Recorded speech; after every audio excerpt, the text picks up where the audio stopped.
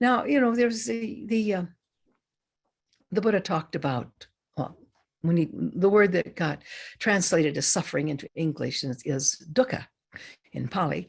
But anyway, he talks about dukkha. And he says there are many types of dukkha. There is what he calls in the first place the dukkha of dukkha. And so if someone has a severe headache, that would be the dukkha of dukkha, the suffering of suffering. And then one might move to take an herb or something that can ameliorate the headache. In other times, it's just sheer endurance until it passes. But then there are other types of dukkha, which, let me say, could just as easily have been translated discontentment as suffering. So even if you are experiencing a mild form of discontentment, you get up in the morning and something's just not right, you're edgy, you're a little bit grumpy, you just don't want to get on with what you have to do today. That's dukkha. It's not abject suffering. But it is that dissatisfaction with the way things are in the moment. And this probably was more what he had in mind than the way many people relate to the word suffering. But he said there are many types of suffering, and he was a very keen observer of the human psyche.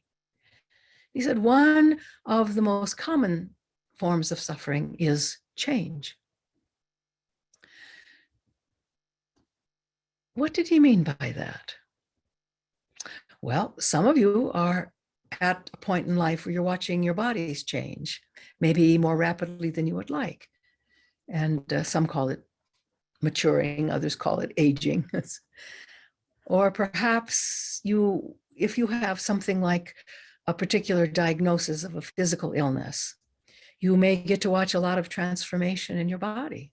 If you have something like COPD, if you have something like cancer,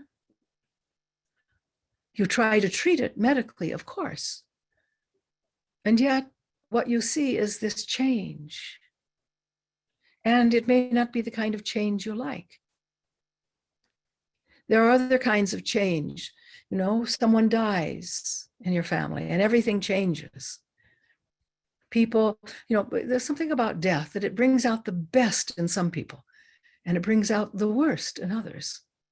And so the changing of that person's condition or physical status may bring about all manner of changes in the family or the society even, you see. Or there's the kind of change that happens when you go into work one day and you're told that your position is being vacated or voided. You're not going to hire anyone to do that anymore. And this has happened a lot since COVID. That's a kind of change that doesn't feel very good. Or perhaps you come home one day and your significant other tells you they want a divorce. Change is coming. Now, when you ask what changes, and this is important, it's not change itself, really, is it? It's what changes are the circumstances.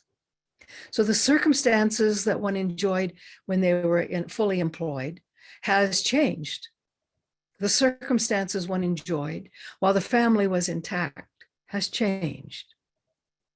So I think it's very important to pay attention to circumstances and how your awareness greets them or uses them. First of all, it interprets them. And the first cut is positive or negative. I like this or I don't. So what it does is it wants to move this into either the field of greed, I want, I like, I must have, so on, or aversion, I don't like, I don't want this to be around me. Now, I know some of you are thinking, well, there are positive changes too. That's true, there are. And sometimes they come about in interesting ways. Sometimes the biggest lessons and greatest points of learning one arrives at comes with a difficult change. The circumstances are what changes. And then we watch what the mind does with the change it perceives, or the change in circumstances it perceives. Many people do not like getting older. Some have kind of made peace with it. But very few people get up every morning and say, oh, let's see, when will I die? Really looking forward to that. Some people do say that, perhaps when the body is very ill, but most people don't get up looking forward to death. Because that is really a big change, isn't it? Circumstances radically alter, not only for the person who has been physically embodied, but for everyone around that person. Sometimes business associates, often business associates, but often the communal shift can be significant. And so, in many ways, it's very important to pay attention to this as an important threshold, death, but also birth. These are perhaps the two most important thresholds in any human being's life, because they set the parameters for the one's existence. Remember, to exist, something must have a beginning and an ending. If it doesn't have those, it's real. It is part of the changeless rather than part of the changing.